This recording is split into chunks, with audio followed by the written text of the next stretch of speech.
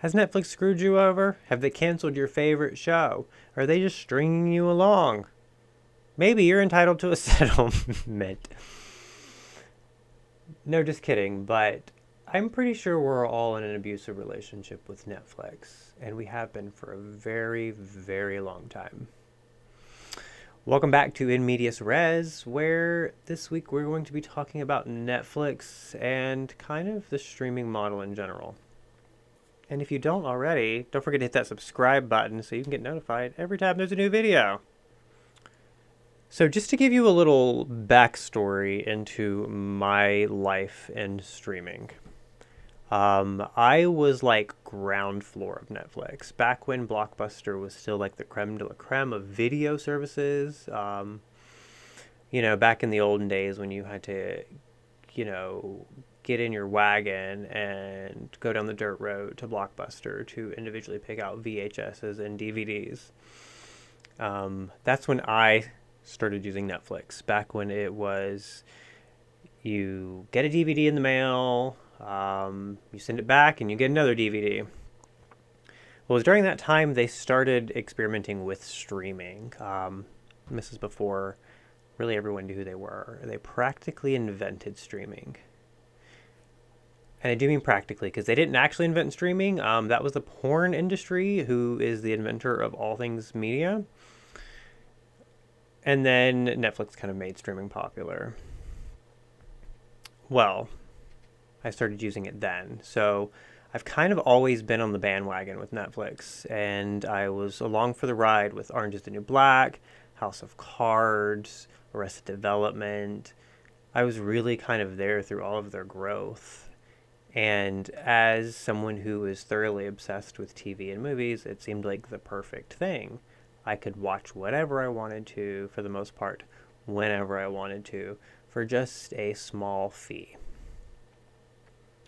Well, that small fee has now grown just as consistently as they have grown, and now I can't seem to watch anything that doesn't get like canceled right underneath me. The first show for me that kind of was like the knife in the back was Sense8. It was a show that I personally thought that the world like needed.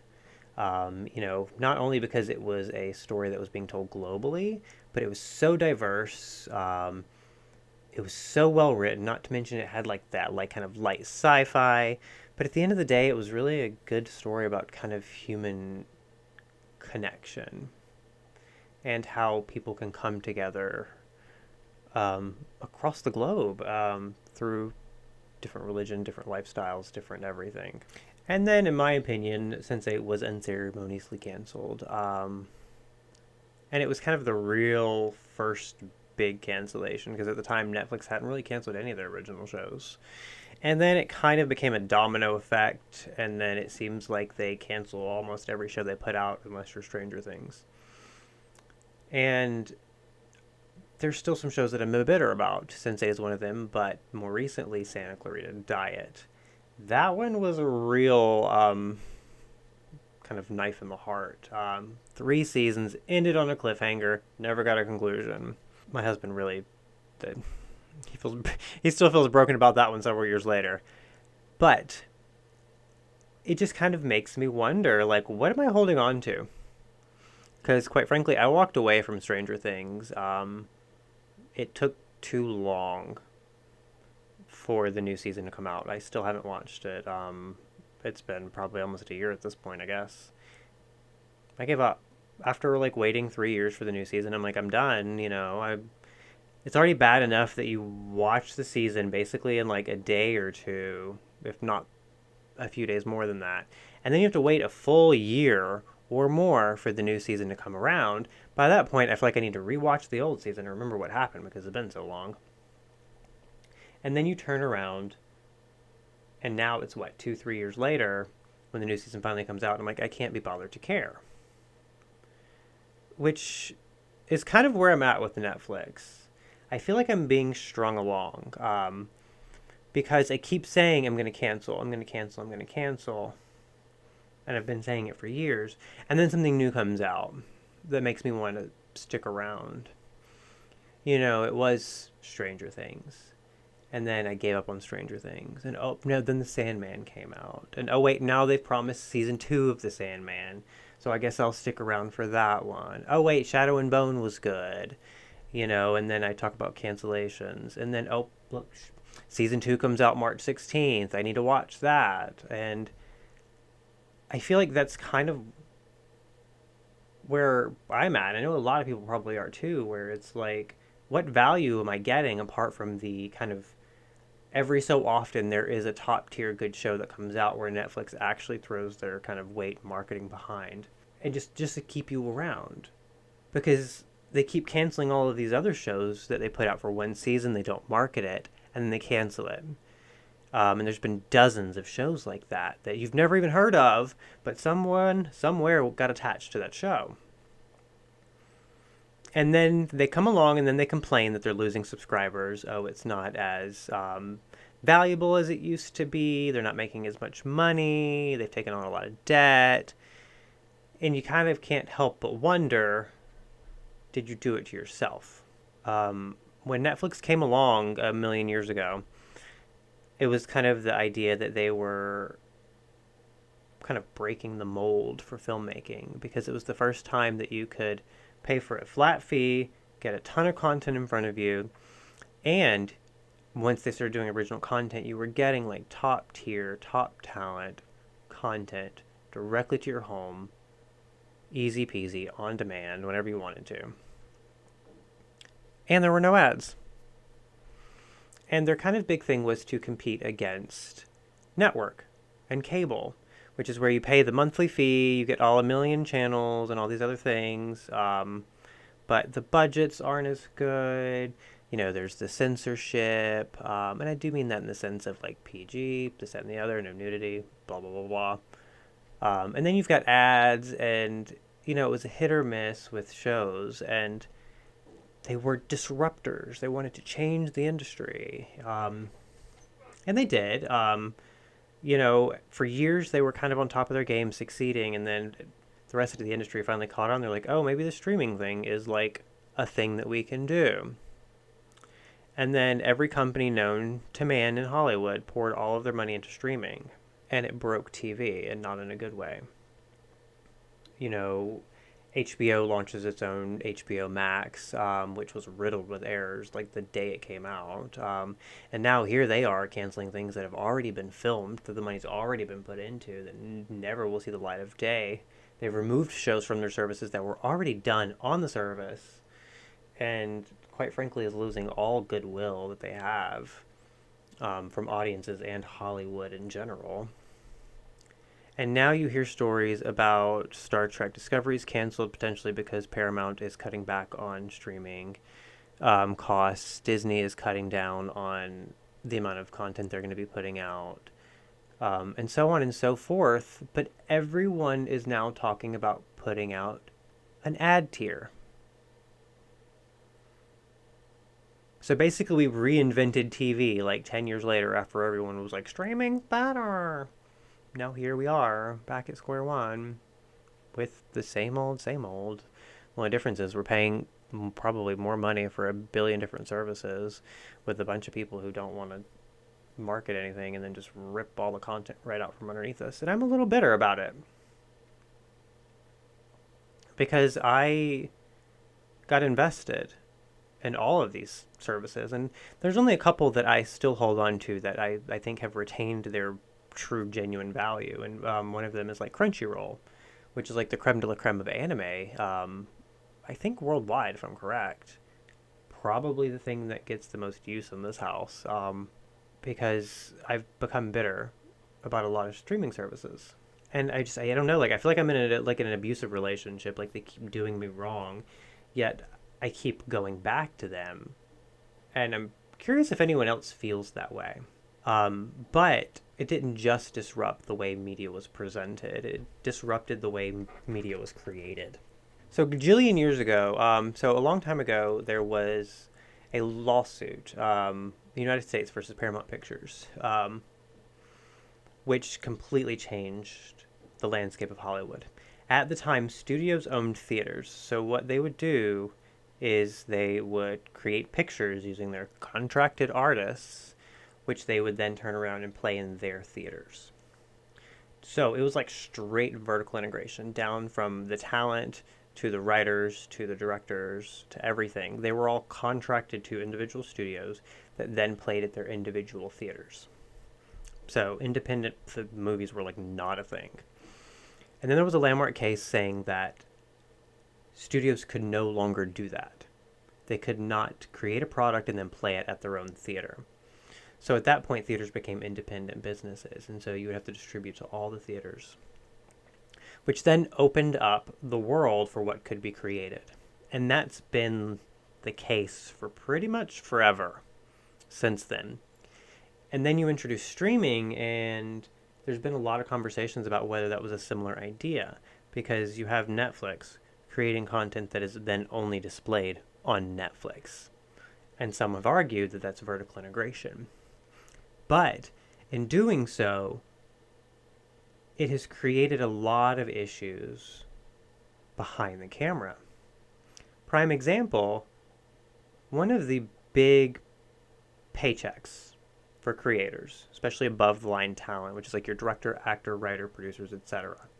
They got residuals after you hit once something becomes syndicated. So they would start making money based on how often it played. You know, shows like Friends, Cheers, Seinfeld, you're talking buku de bucks because those play like crazy in rerun. I mean, even still now, to this day, the Friends cast is still making an obscene amount of money because of how syndicated Friends still is on, well, everywhere. But with Netflix and the quote-unquote new media, they don't get that money, which is bad for everyone involved because of the fact that you get a paycheck up front for that time period. And movie and TV can take a long time to film, and you're not paid per day when you're higher up. So like as a writer, for instance, you're contracted to a certain amount of episodes and you get paid per episode. Actors, higher up actors, you know, like your talent, it's kind of the same thing. You're getting paid like per episode. You know, you kind of get to a point once, you know, the people kind of lower down the rung get day rates and they get paid daily. But it can take a very long period of time for something to occur. By that I mean work. It can take a long period of time for something to be created.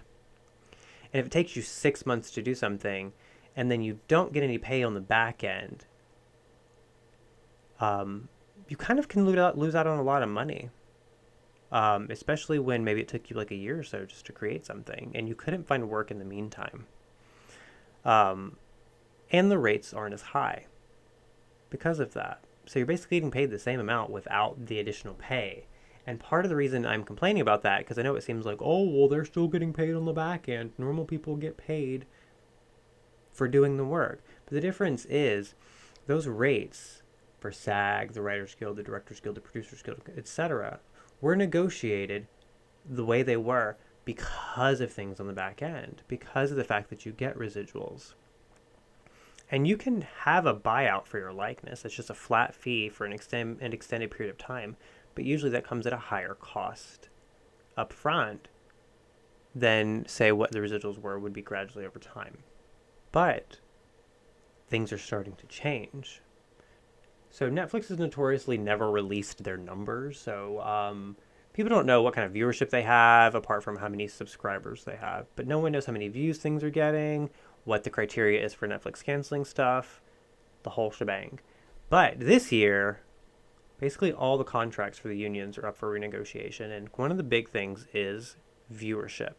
Everybody wants those numbers because they want those numbers to be able to renegotiate for costs, residuals, etc. And that brings us to today.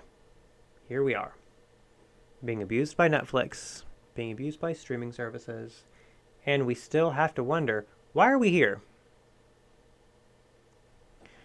Netflix came along and wanted to disrupt the way things were done in Hollywood, and they did. But we now have worked our way backwards and we're back to a traditional model. And for a lot of people, it's like, if I have to pay more to get rid of ads, and that combines to more than, say, like cable, why not just go back to cable? Where's the disruption? If you have proven that your model has failed, why are we still here? Why have we decided to stick around?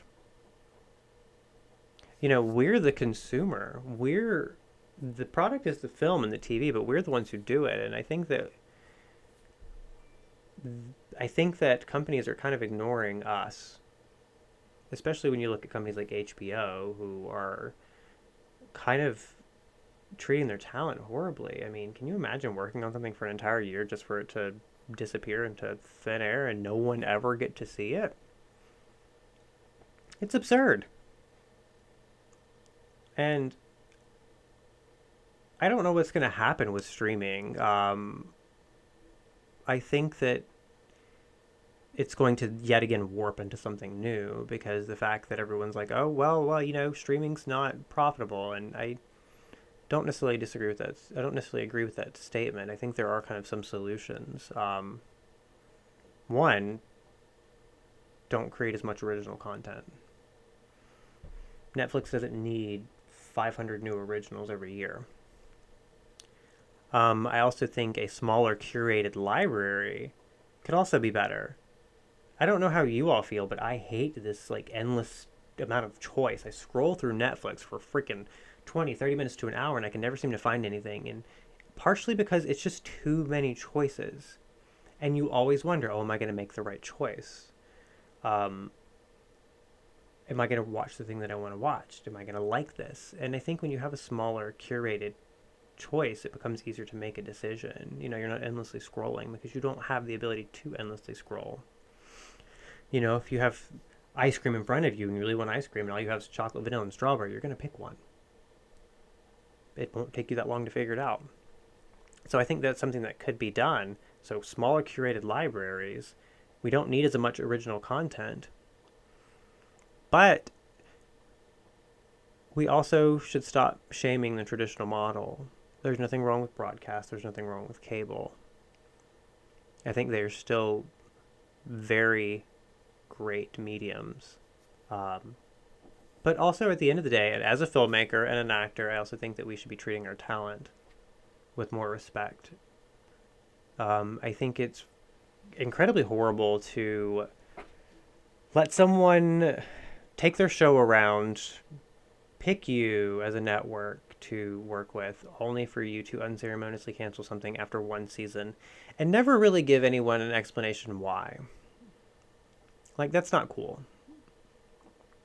And I know that sometimes as a viewer and as a filmmaker, those kind of lines get blurred for me. And I know for people watching and as a viewer, you making a decision about Netflix is different than me, because I also know what it's like to be on both ends of that, on the camera. So